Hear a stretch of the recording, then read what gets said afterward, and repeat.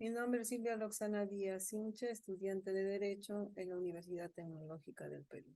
El tema es analizar y resolver un caso concreto a partir de la realidad peruana aplicando la filosofía del derecho en Latinoamérica y en el Perú, bajo el aporte jurídico y filosófico de Francisco Miro Quesada.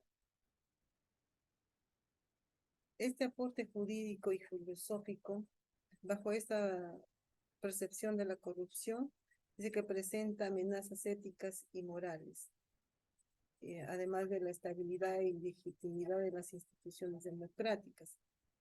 Para ello, compromete la eficacia e integridad de las funciones públicas, la dicotomía entre los aceptados como costumbre social y las normas éticas fundamentales, que socava la confianza en las instituciones democráticas y la credibilidad de la política. Además, destaca que el quiebre de la democracia se debe se debe a los factores éticos y conflictos entre el Ejecutivo y el Legislativo. Y en un enfoque filosófico, ve al derecho justo como derechos humanos, fundamentales racionales, de la ética, en principios de no arbitrariedad y principios de simetría, simetría como principio de supremo de la razón práctica, además de la moralidad, derecho y política, dice que son principios de simetría y la no arbitrariedad se convierte en una condición necesaria de la ética para la resolución de casos de corrupción. Entonces, según mi expediente y el caso Cuellos Blancos del Puerto, que surge a raíz de la revelación de audios producto de interceptaciones telefónicas lícitas en donde estaban involucrados fiscales, jueces, consejeras del extinto Consejo Nacional de la Magistratura y un magistrado de la Corte Suprema, además de empresarios, especialmente con los delitos de tráfico y de influencias y otros relacionados.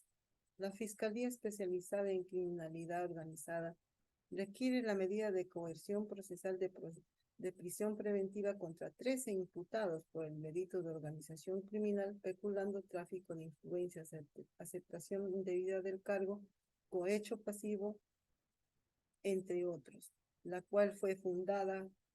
Posteriormente se amplían los plazos y también se dictan otras medidas menos gravosas, tales como detención domiciliaria. Es así que el 30 de diciembre se dicta la sentencia de colaboración eficaz contra Walter Ríos y se le impone una pena de 12 años a una reparación económica. En el caso de los demás imputados, la investigación sigue en curso.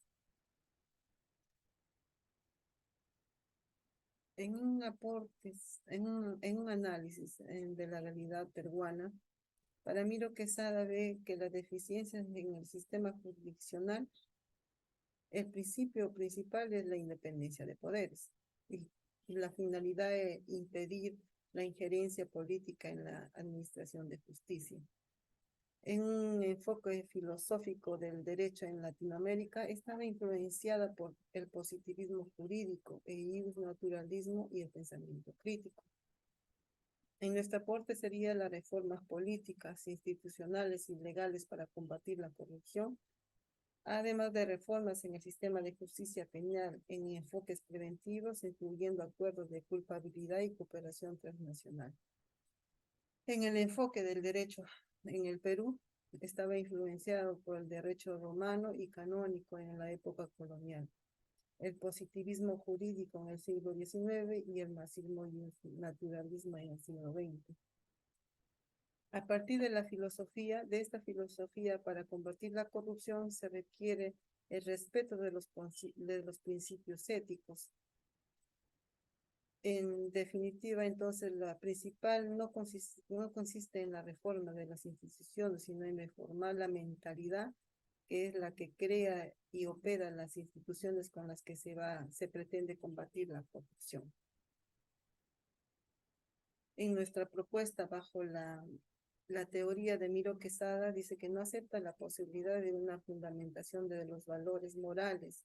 En cambio, reconoce la objetividad de la moralidad en el marco de una ética formal, pudiendo a la vez jugar a las normas jurídicas como justas o injustas. Además, promueve la igualdad entre la ley y la eliminación de barreras discriminatorias y exclusión social. Por tanto, puede ser aplicada al análisis de la corrupción, pues pretende la identificación de sus causas y efectos. Para entender en esta realidad respecto de la corrupción, se debe identificar las causas, analizar las consecuencias y proponer solución a partir de los principios de equidad y justicia y la teoría del justo. Por lo tanto, se requiere promover instituciones democráticas. La indignación ciudadana más el liderazgo político lleva a una respuesta eficaz en casos de corrupción. En este enfoque de derechos humanos, la normativa y los documentos nacionales vinculados con la prevención y control de la corrupción, además de conciencia de los funcionarios estatales, en un cumplimiento gubernamental, una creación de instrumentos normativos y procedimientos y buenas prácticas, una integridad estatal, una creación de un órgano especializado. En cuanto a la jurisprudencia, la interdicción o prohibición de la corrupción, un vínculo de afectación entre un hecho de corrupción y los derechos fundamentales vulnerados, prevención y control de la sanción de la corrupción.